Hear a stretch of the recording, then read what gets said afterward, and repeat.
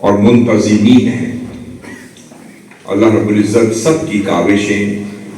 سب کے انتظام و انسلام، اور بالخصوص منہاج القرآن ویمن لیگ، منہاج القرآن یوتھ لیگ، علماء کونسل اور دیگر فورمز اور تحریک منہاج القرآن یونان کی جملہ ذیلی تنظیمات، میں سب کے نمائندگان کو تشریف آوری پر خیر مقدم بھی کرتا ہوں، خوش آمدید بھی کہتا ہوں، اور ہم اللہ رب العزت کے بارگاہ میں ہدیہ تشکر بجا لاتے ہوئے اس کی حمد و ثنا اور آقا علیہ الصلوۃ والسلام کی بارگاہ میں درود و سلام کا نذرانہ پیش کرنے کے بعد اس کے حضور سربسجود ہو کر شکر ادا کرتے ہیں کہ اس کی رحمت، اس کے فضل، اس کے کرم اور اس کے لطف کے طفیل اور آقا علیہ الصلوۃ والسلام کے نالین پاک کی صدقے سے آج ہم یونان کی سرزمین میں آپ کے درمیان موجود ہیں، آپ کی زیارت کر رہے ہیں، اور اس خوبصورت میلاد کانفرنس جو یونان ایتھنز کی سرزمین پر منعقد ہوئی اور اتنی خوبصورت انداز میں انعقاد پذیر ہوئی، میں اس کے انتظام، انصرام اور انعقاد پر تحریک منہاج القرآن یونان کی مرکزی تنظیم، اس کے صدر ارسلان خرم چیمہ صاحب، امیر تحریک علامہ صاحب اور تمام ذیلی مراکز کے جملہ متعلقین، محبین اور رفقا مبارکباد پیش کرتا ہوں۔ ہم دعا کرتے ہیں کہ اللہ رب العزت آپ کی کاوشیں، آپ کی جہد مسلسل اور آپ کی محنتیں، محبتیں اپنی بارگاہ میں قبول فرمائے،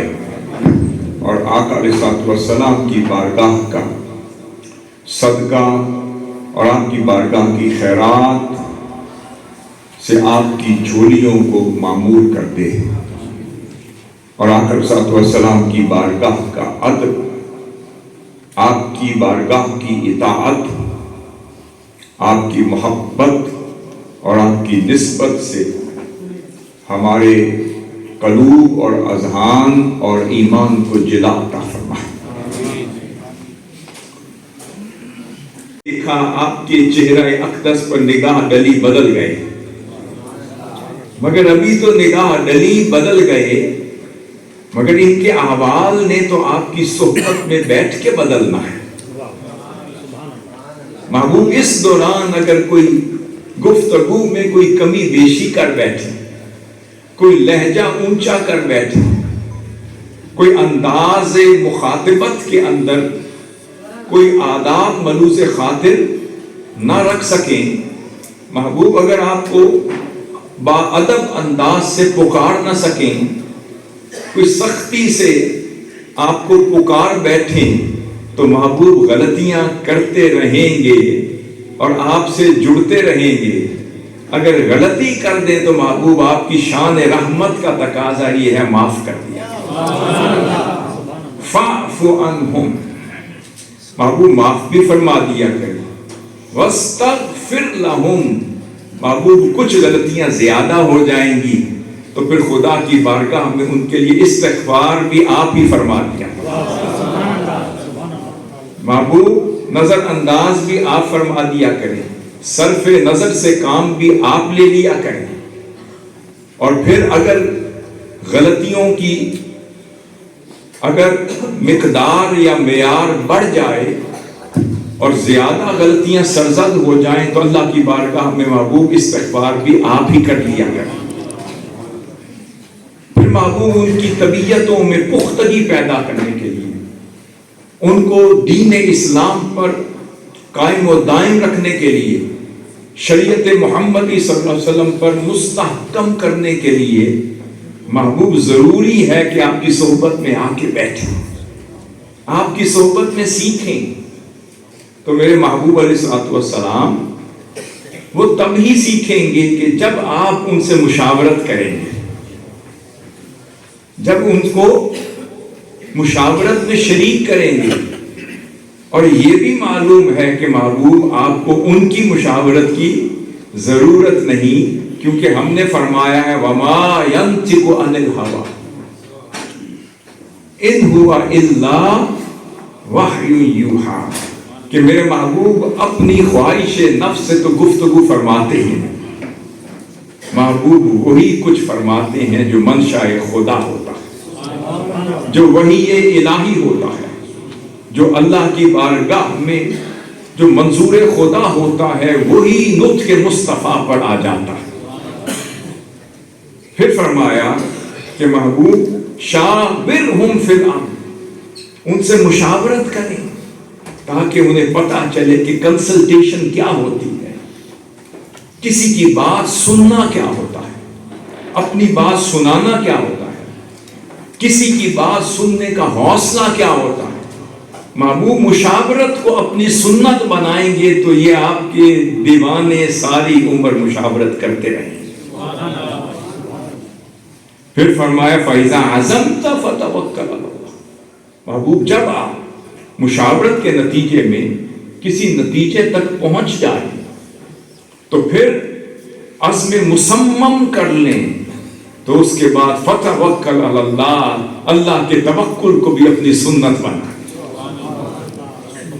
جب فیصلہ سازی کے مرحلے سے گزر جائیں،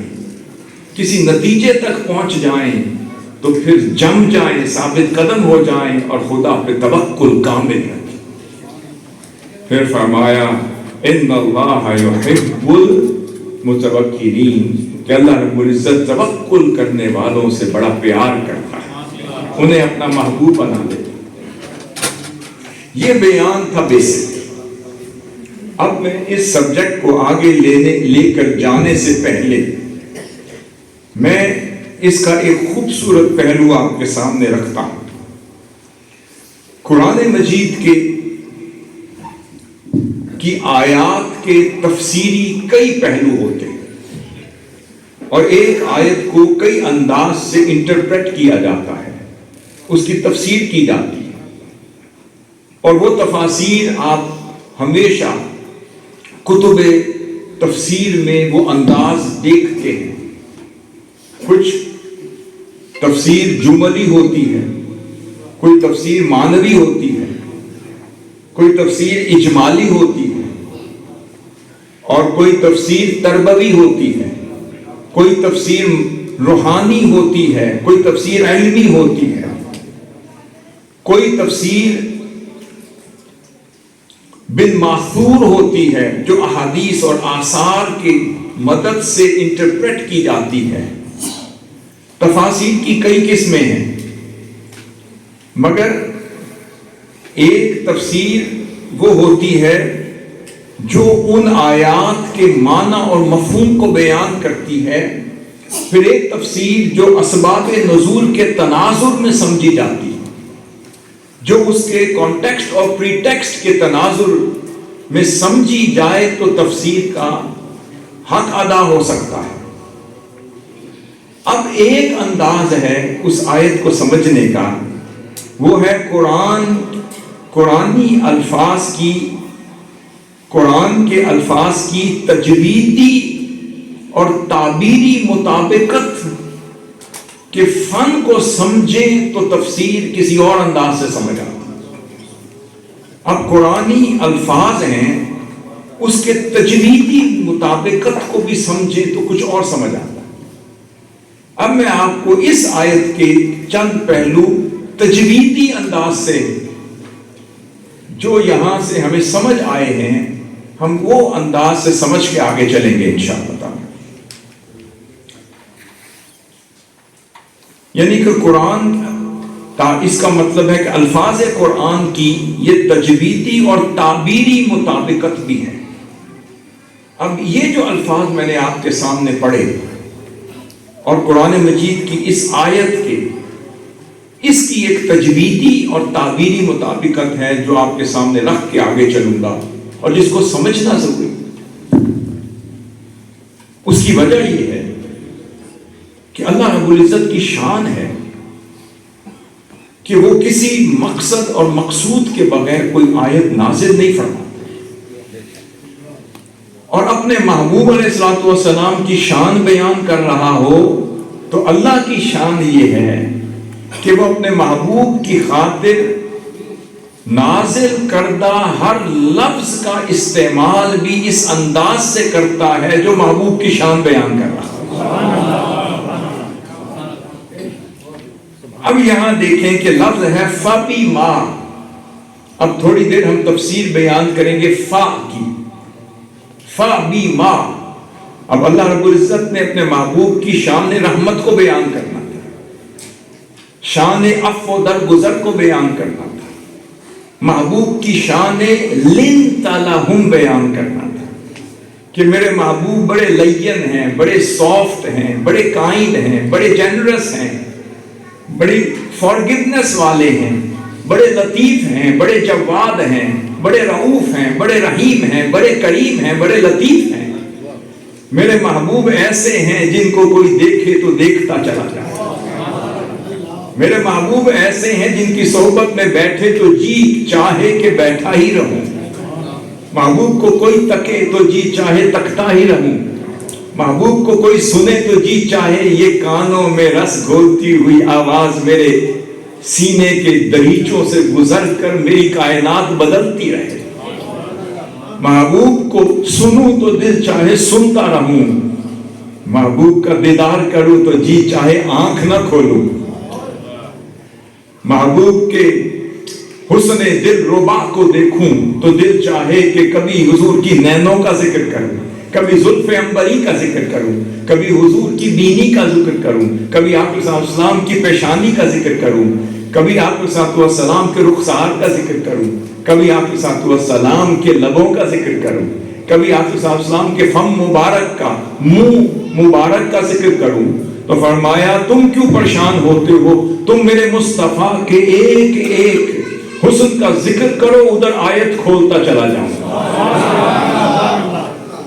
تم ادھر میرے مصطفیٰ کا تذکرہ تو کرو، ادھر ایک ایک آیت میرے مصطفیٰ کی تفسیر میں آ جائے گی۔ اب جب فرمایا فَبِمَا، اب فا جو ہے یہ حروف محموسہ میں سے،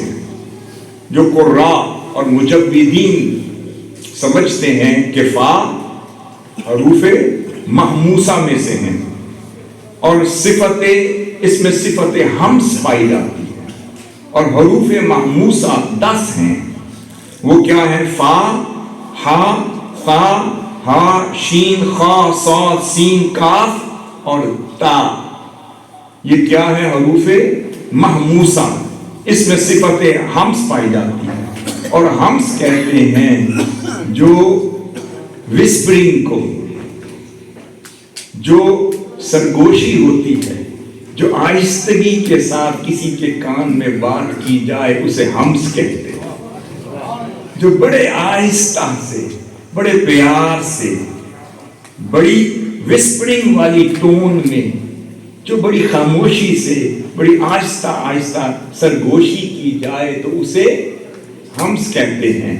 وہ الفاظ جو بڑی آہستگی سے بیان ہوں انہیں حروف محموسہ کہتے ہیں۔ تو اللہ رب العزت نے فرمایا میرے مصطفیٰ کی شان رحمت کا بیان ہو رہا ہے کہ میرے مصطفیٰ بڑے نرم ہیں، بڑے نرم خو ہیں، نرم طبع ہے۔ تو پتہ چلا طبیعت مصطفیٰ کا ذکر ہو رہا ہے،